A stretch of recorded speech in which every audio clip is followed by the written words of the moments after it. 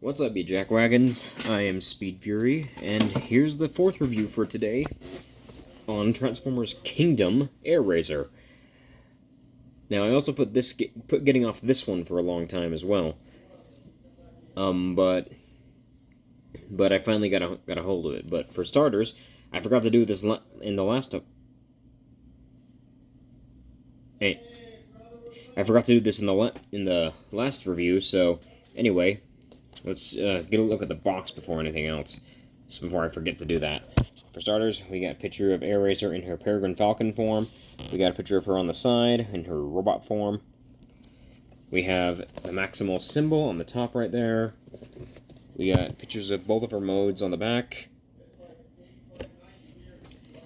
We got this random stuff on the bottom that, let's be honest, nobody cares about. We got this picture on the fact that the Airazor just fell. I assure you that was not part of the video.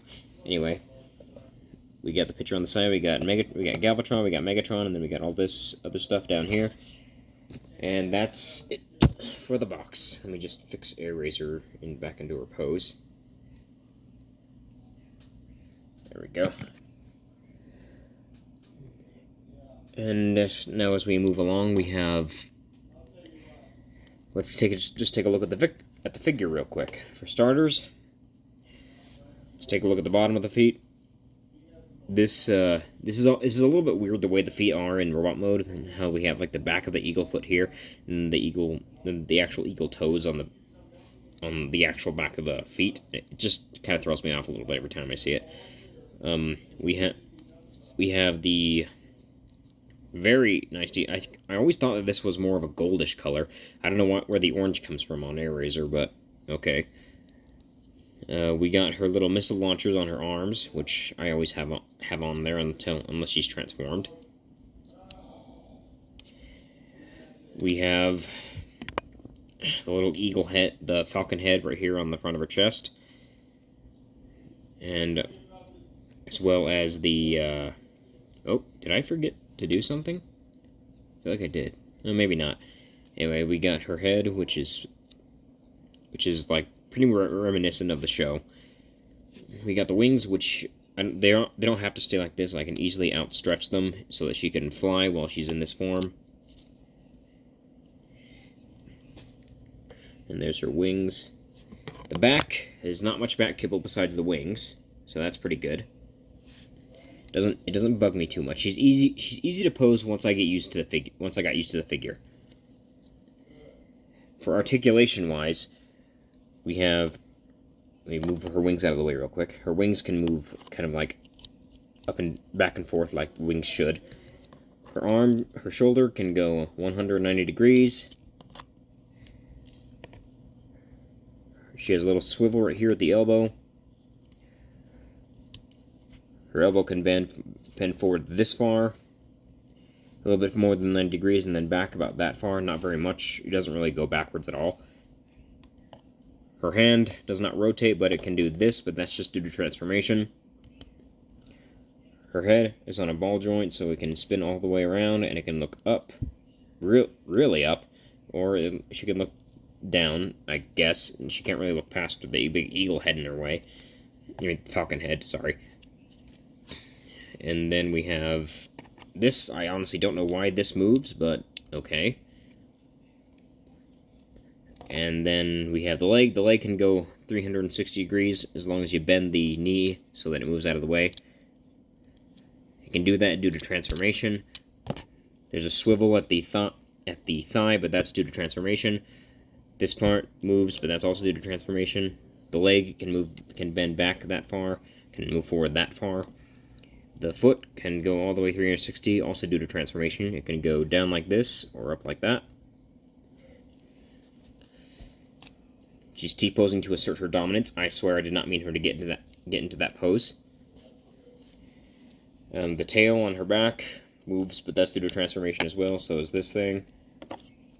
The wings can, of course, flap if I choose to make them flap. If you actually pay attention to my stop motion video, you can actually see that they do flap in the video. But that would be it for the figure, as far as I'm concerned. Also, these come off; they don't have to stay on there. So, and we do have to take these off for stop motion anyway. I do not think that they're compatible with blast effects, because what looks like it from the front, it doesn't seem like the front has like the same kind of thing to clip on as the other ones do. So I think they don't like come off. They don't like have blast effects compatible with them. Anyway, let's get on to the transformation.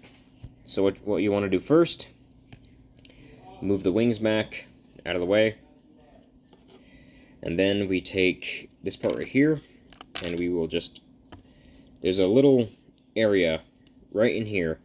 You can see it right there. It's a little golden piece, and you want to make sure that comes up and it straightens out so that the figure is just like that. So now the golden things are visible right up here in front. What you did is kind of just go from here, and then you went like that. And now we open up the back right here, take her head and her other head, or both her heads, I guess, and pull this back and make the other head come up like that, so that we have the falcon head up, and then the other head's down here. Just one big rotate. And then we want to spin her legs around, so they're just like that. Spin her feet around. Spin her thighs around. There we go. And then we will flatten the shoulder pads so that they're just like that. Spin her arms a 90 degree at a 90-degree angle. Then we take this part, bend that in, and push it in there. And this is how we get the arms hidden in there. There we go. Okay, that's done. Now we take the tail, and there's a little slot right here that you want to put that in. And this tab right here goes into, right there. And you just push that in until it tabs firmly into place. We take the legs. You want to bend them up all the way, and then this little slot right here is going to want to go into this tab right there. Just like this. There we go. That's a little bit tight, but it's not going to be too big of a deal once you get used to it, once the figure gets used to it. And you just do the same with the other one. And for some reason, this one's a little bit easier on my figure. And we also want to bend the legs so they're like that, and then bend this part forward. And for the back right here, we move this back. We want this little thing right here to tab into this little compartment right here. And then these little tabs right here on the sides go into this little one right here. Just like this. There we go. And then if you don't have to do this, but I do it. I guess it is part of the figure anyway.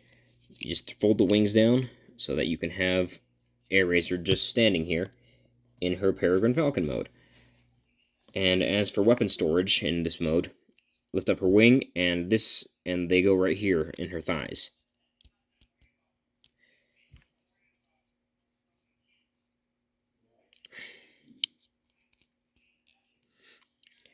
And there we have her in her Peregrine Falcon mode. Now, of course, this is a little bit more wider than a regular Peregrine Falcon is, but that's because come on, you can't exactly hide all the parts on the underside. But that's not really that big of a deal, is it? Because my dad didn't even know this could transform when I showed him Airazor in bird mode, so I'm pretty sure that says something about the figure. Now, her wings, you can outstretch them as far as you want, or I guess as far as they'll go. But I guess it's preference on how far you want them, and I usually have them about like that when she's in flying mode, or just tilt them a bit higher for like a gliding look. And then I'll just have her feet back like that, and there's her Airazor flying, and I think it looks pretty cool. Anyway, as for the beast mode overall, this is actually a really cool looking beast mode. I like this. I mean, I can easily look past all this. Like, it's obvious that that these are her arms and then these are her legs, but if you look at it from the top, you couldn't even tell. And then her head, it does move around like this, so you can spin this around. She's an owl now, so she can spin that. That's a joke, by the way, in case you didn't get that. She can also look down, Look to the left. Yeah, that's the left. Look to the right. Her left and right, not ours. She can have her wings bend a little bit to make it look like she's flapping them in midst flight.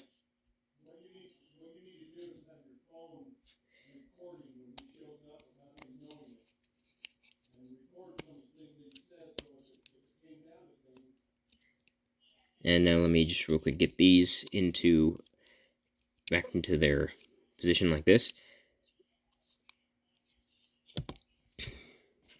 The tail, of course, it doesn't really, you can see that there's like parts right here sticking out. You can see the little rocket launchers and everything, but it's not really that bad. But overall, this figure is actually probably one of my favorite figures I've ever gotten when it comes to Transformers, especially in the Kingdom line. I've gotten Predacons before, and of course they're going to have like the parts showing, because they can't make an exact perfect animal representation of what's a giant robot.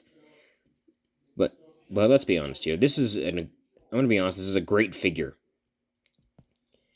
I love this thing. I don't know why I put off getting this for so long, but I'm glad I finally got a hold of it. So if I give when it comes to rating this figure, I'm definitely going to give it a 9.5 out of 10. If my biased opinion would be 10 out of 10, just because I love this thing. But if it's a regular opinion, it's 9.5, just because of the little parts that stick out everywhere. But other than that, it's an okay figure. But yeah, this is definitely a figure I think that everybody would like, even kids, because I actually ran into this little kid at the store who wanted to pick one of these up, and he asked me what his name was, because apparently he couldn't read. I told him it's a her and that what her name was, and he didn't want to get it just because it was a girl. I found that pretty funny. I'm like, just because it's a girl doesn't mean it's not a bad toy. It's a really cool toy. And this was me before I even had the toy to begin with, so now that I have it, I like it even more. So yeah, definitely go and pick this up if you don't have it already. That's gonna do my review on Airazor. I will see you next time for, well, why don't you guys, actually no, I can't really have you guys ask me to, because you won't have enough time to ask me. So I guess next time I'll figure out which one I'm gonna do between Snapdragon and Springer. See ya.